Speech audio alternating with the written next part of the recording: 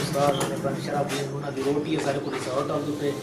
जे आज अस उन्हां नाल प्रैंक करेंदे पे कुर्तमा खवांदे पे इसको तो तुम जान दे एक आदमी कुर्तमा सुरखी दे विच ये आज अस उन्हां को खवांदे पे ते बाद अगला शो और तुसां देख के आए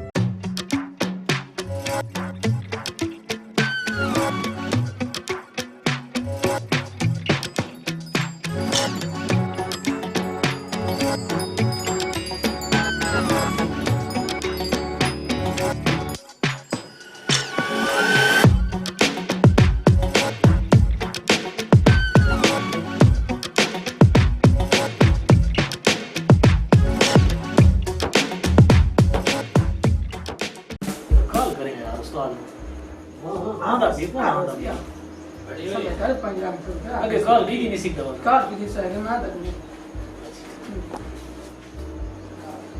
ये बड़ा नाराज थी वो नहीं नाराज है नहीं वो कॉल आ गई हुई हां कितना पहुंचे उस्ताद जी अच्छा आगे वो आ गई बार खुशी का आ गई आओ साजी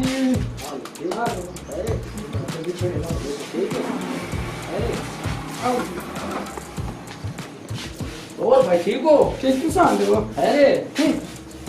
आओ साजी माशाल्लाह माशाल्लाह की मेरी बड़ा सफर जबरदस्त देख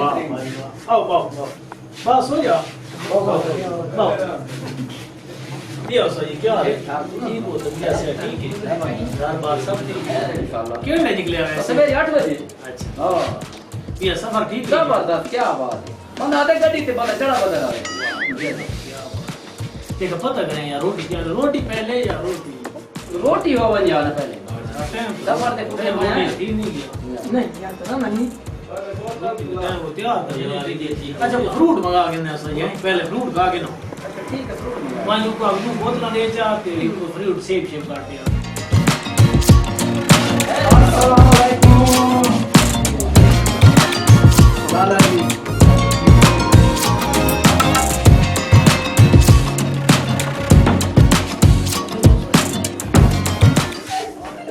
ये चीज मंगवा रखी है गिनो सही गिनो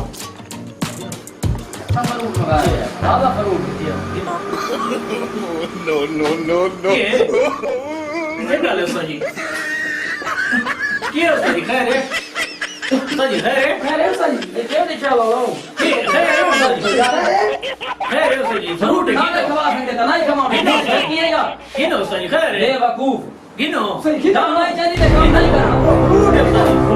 फ्रूट है यार सही वो यार एक ऊपर कान दे पड़े कैमरा लगा करो सजी कैमरा लगा करो सजी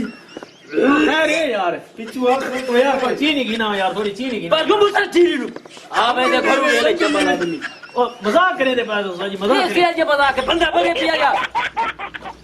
हटो जो मारे ने हटो जो यार रोटी खाने रोटी अच्छा